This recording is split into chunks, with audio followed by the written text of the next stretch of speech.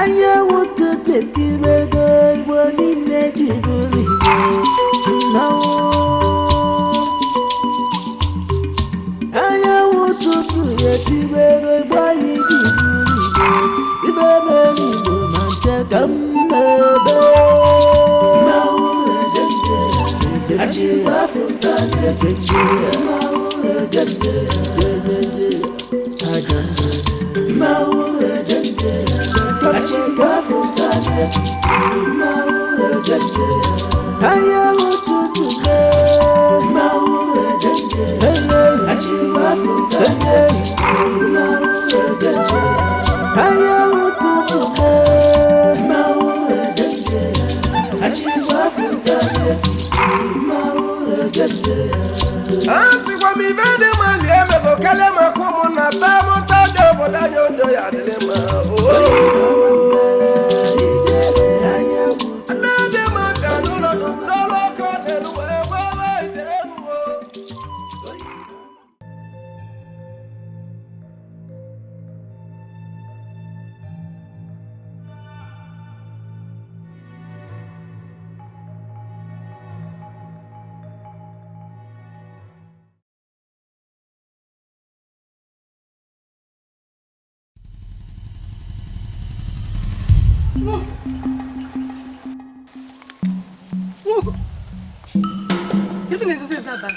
Benagi.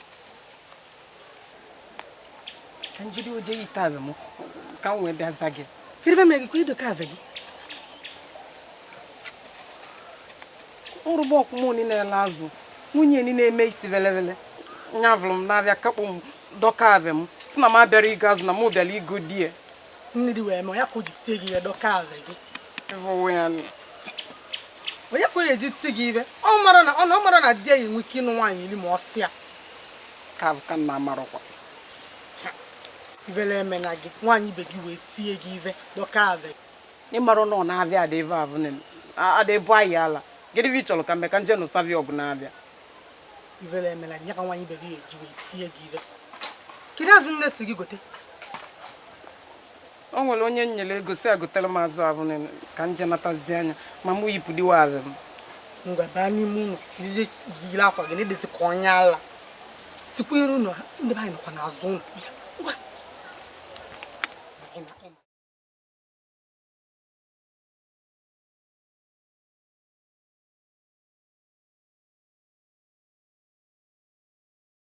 Awa. Botu ndi nwa kalia. Achawa ka waje mem otu afọ. Nyebe. Dalu no. Noni.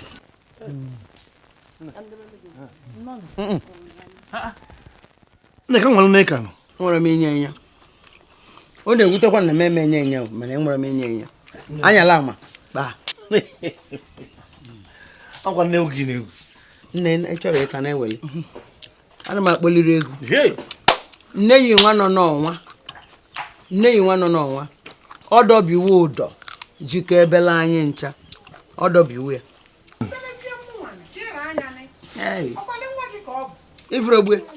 Ifregbe na ofe kwuru bụ eziokwu. Nwaanyị nwa wọsịalị. Ofe kwuru bụ eziokwu. Nne ya isi ebelu na m chọrọ itisa ngene ya. Diko sobie. Diko rani maka. Hey. Onye ka m kọl? Gịnị mgbe njikwu? Na nne ka ndikwu. Kedu onye si na m ụgbali ya? Na nne ka idikwu. Odo na ịmara na ọ ga-apụta ive. Ọ gbawo n'anwụ anụwo mmịa. Ọ gbawo n'anwụ bụ ovu ikwulu. Ọ gbawo n'anwụ. Nna, ọ na-akpasu ego iwe nwa. Odo na-ego igwe. Ego igwe si n'oge egbu m. Na mụ chọrọ itisa ya na nwa ya. Na m achọrọ ka ya na nwa ya nọdụ. Mụ bụ ego igwe. Mgbe ole ka m ji wee kwu? Onye kwere ka m gbalị? Gịnị mgbe m ji wee kwu? Onye ori mgbe one ka iji wee Nne, wetu obi. Iwegokezi okwu ahụ. Iwegolie nne dịka m wegolie. Gwa Kenli nne dịka m wegolie. Wetu obi. Nne ka nne wetula obi. Ọ dị na nwaanyị nwa gwale si na m bụ amosu. odo na nwaanyị nwagwali nwaanyị nwagwa ebele si na ma bụrụ ezigbo mmadụ nwaanyị nwasịrị na ma oche ebele itisanya na nwa ya na o nwere ovu ọma n'elu ọsọ ya bụrụ isi mmadụ ka ọ ga-ewe ma ya bụ na o tisara m tipi ya m n'ụlọ ọnwa odo na nwaanyị nwagwali isi m butuo mmụọ m nne dị ka m na-ebutue nne ka m si ekotue diko egwe nna ọkwa ntụ ọha na kọlọgodi anyị ka ọkwa ntụ taa na ọnụ mechie nna ọ bụrụ mmechi ọnụ nne gị gwebi ọyọlụ nne Mgbeke bụ ka ọ dị aka yọọ gị niile ewesela iwu nya dịko ka ọ yọọ gị ayọ kọma ma ya ekweta ị mala mbọsọ gwara ya nna anọ m ya mụ na nne Mgbeke nọ o zipụ m mgbe abụ nne gị gwe bịara zipụ m sị m ji m jakpatali ụgwụ nwa pụrụ nwee gele egele nwere ego ibe a na-ekwu ọ mụrụ m na ibe m ọ na-ekwu bụ n'ọkụ nwala kwali ibe na-akwụrụ anụchara m ya ntụ ka ọ tụrụ ibe abụ na mụ na ibe nne gị gwe gwali ọ sị ya ka nya bụrụ ụzọ ya duo gị Mgbeke kedu ife ịkọlụ nne m o ji wee kpọọ m asị kedu ife ịkọlụ nwaanyị obiọma nwa nọ n'ọnwa nwaanyị a na-achịkọta ezinụlọ ọnwa abụ kedu ife ịkọlụ ya o ji kpọọ m asị kwukweni ya kịta kwuo onye ị na-ekwuru eziokwu nọrọ na kwuo okwu ị na-ekwuru okwu ofe nwa na-ekwu ọ ntụpụ ka ọ na-atụkpu ị na-ekwuru eziokwu nyekwa na anya diko ọnụ m gbanarịrị m nrili m ọnụ ka iwe enwekwuchara amụrụ m mgbe m jikwu ọwa na uke o ruru m n'obi na amụrụ m ka ọnụ m ji wee gbanarị m wee kwuche ya nne dị ka ọ gbajere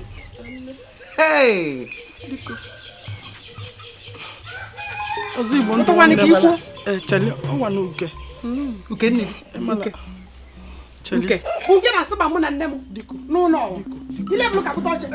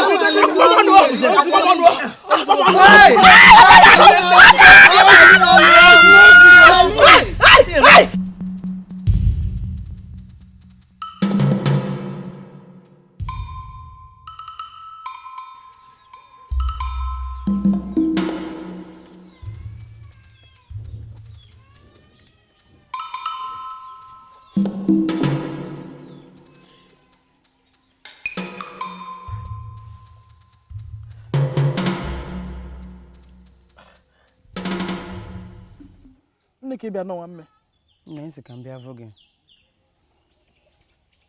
ka ị bịa vụ m na ụdị aṅazi nna omume anyị me gbagwoju m anya kibe m eji eme omume avụ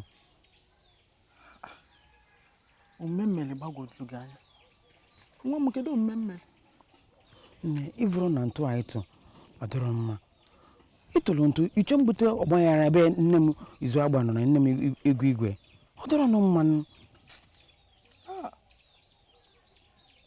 onye nwunye ya achụ mmụọ si n'okwu mmụọ dị ka okwu mmụọ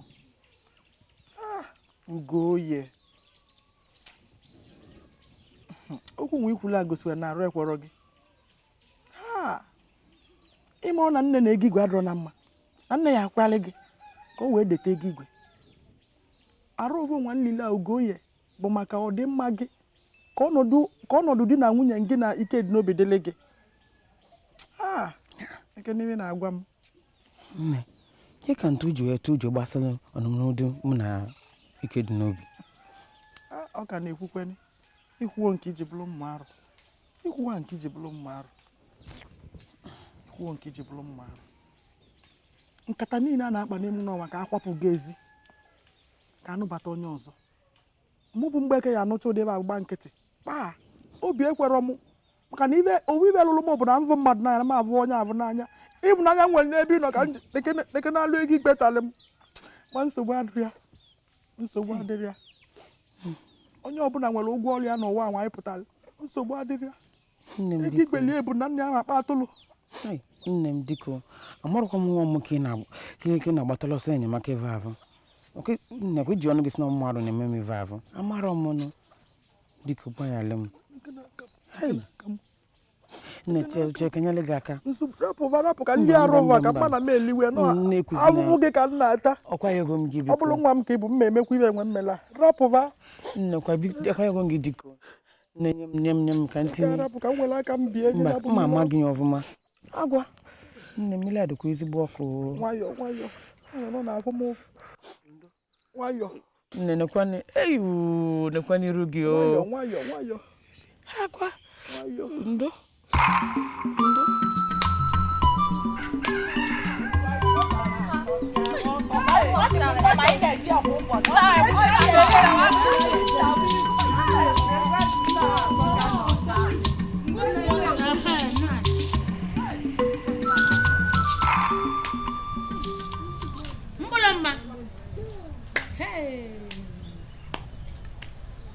Mbolo kwa ngika nabo kerebisi biebe chukwu abịa ma nekwa na ka nwa agbuo chukwu abịa ma mbolo ma kerebisi biebe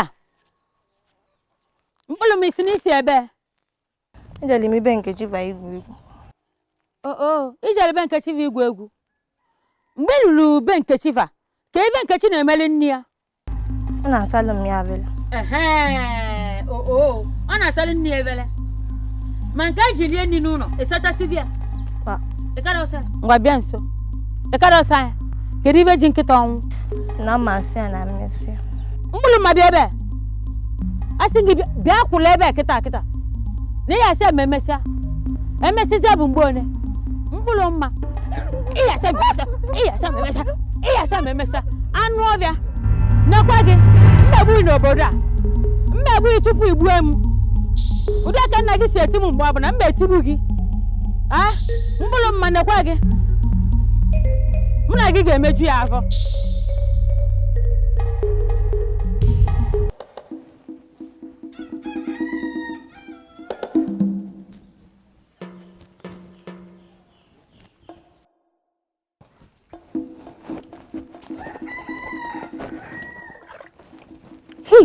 Dole.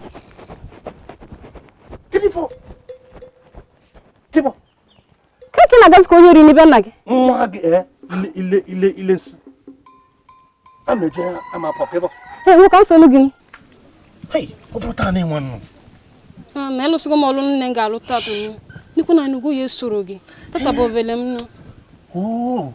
Ameje na mili kan dia mesia. Mili. Ni tievia. Ni ne songi na me na mili ni tievia. Wogini fa ngo ya puteba. Ke fo no. Ngwa jibe nwuro ya magwa. Mana ile ben na abani ya banya mazu. Pano no. No pim. Isi mo na mpala. Neya. Ke njeni mini ime na mili na tievia. Pano no. Gwi ga banya mazu.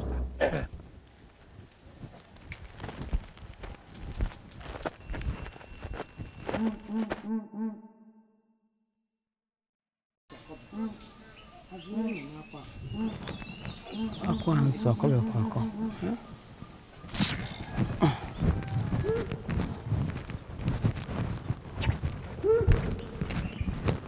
Ewebo. Kedidigi. Odim nọ n'ime ụlọ, ọ na-ala ụla. Digi vo ne no n'ime ụlọ. Ugoyi. Digi vo ne no n'ime ụlọ. Gekwa m ntị, ibe eji mali ezigbo nwaanyị bụ anya nana. Anya nana. Digi avi na-ekwu anọrọ n'ime ụlọ. Gbam. Ne. Ibe ne kongo. Abụrụ m digi mgbe ọ repụrụ. Wee gwa ole akụ na anyị na-eje n'ikpele mmiri na onwere ibe dị ezigbo mkpa ma nyekwa onye ka mmadụ mali. Ewu ya na onwere iwe na-ezo. Ewu. Ne give it your come. Goye. Ajụna m ibe nchọrọ ka ime. Iwele ọsọ. Ịgbalịsị ibe n'ikpele mmiri ahụ. Ka ịmali iwe na-ezolo gị n'oke eji eme. Mmadụ na-anọrọ na mmiri ncha bagị anya. Ti anya na nan. Ezigbo nwaanyị bụ gịnị? Anya na ana. Ịmali ibe na-eme. Gbalịgaba. Ibe ahụ dị mkpa ka ọ dịkwuo gị mkpa. Ka ndị bute ite mmeji wechu. Ma ni rank iteke. Gbalịgaba. Nne deje. Ibu ko bụ eziokwu. Ewo. Gbalịgaba. Sovie na-ewu sovie ka ịmali ibe ji ebe ahụ.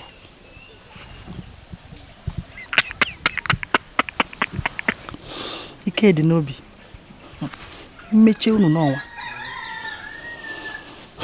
Ka ọ dị. Ka ndị m siel n'ọkụ.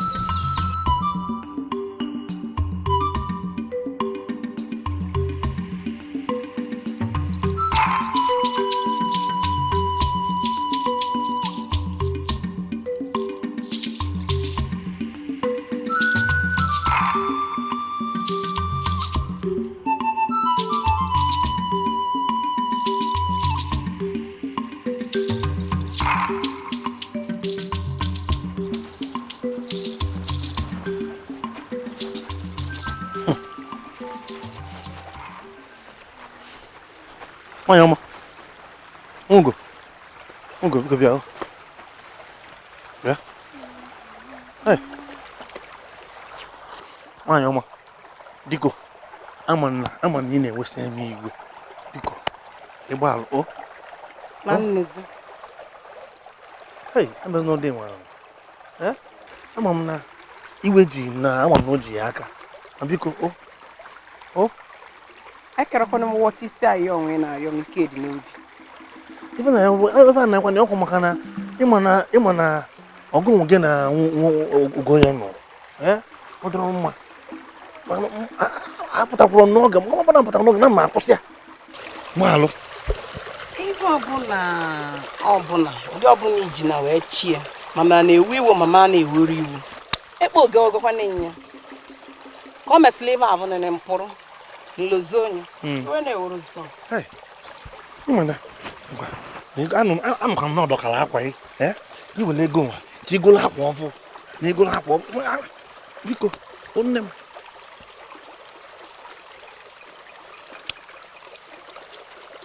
Ọkwa akwa ka ọ dọkara. Akwa chiwonye sogbu adịrọ. Ugo ego onye kwa m. O sikwara n'obi. Iwele ego anya obi atọ m biko nu. O Achọrọ m ego gị, jide ego gị. Nke m nwere zuru, ọ dịbe nji ya. Hey, mana ugo ka m jụọ dị kiri ife m nya. Ọ na nnọnụ nnacha. Ugo ya na-eti iru aka n'azụ aka. Na-anụso ya ịsọ dị ka ịzụ onwe chacha. Kiri ụdị kiri ụdị ife ọ bụ. Ke dị n'obi. Nwanne nna m zụrụ m gwara m na adịrị ebu ayị ala. Ị na-anụ ya? Ọ bụrụ ugo ya na-ayị ala nsoli ya na-ayị. Ne kan ji west kan nawa maka ome anyị eme onwe anyị vivele ọ sivele maka la dị vele ụdị nwa kọkọ n'afịa n'ụlọ ọkọ n'afịa afụrụ m ụdị nwa mana nsogbu adịrọ ka m bịa ka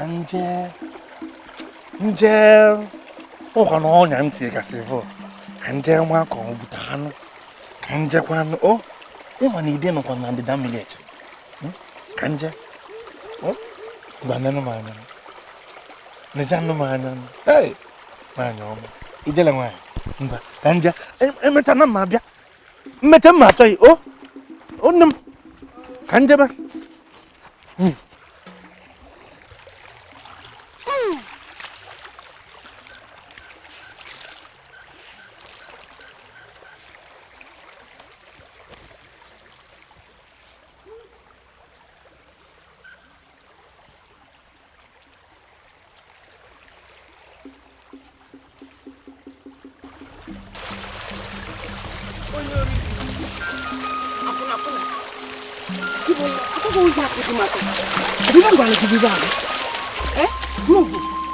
Nugo. Goyi. Gente ka ngwa. Ọ bụrụ na m na-agba gị nkịtị bụ na m amaghị ihe m na-eme gị. Ịnwe anya anwụ ọzọ. Mme gị ibe m na-eme gị. Nọ na m na-ebuturu ọnwa m ana. Ụdị enwe ebe a. Anụ ọgụ.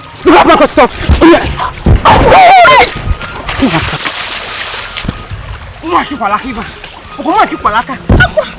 Hey! Kula ba abun na bịa o. Kulu ka.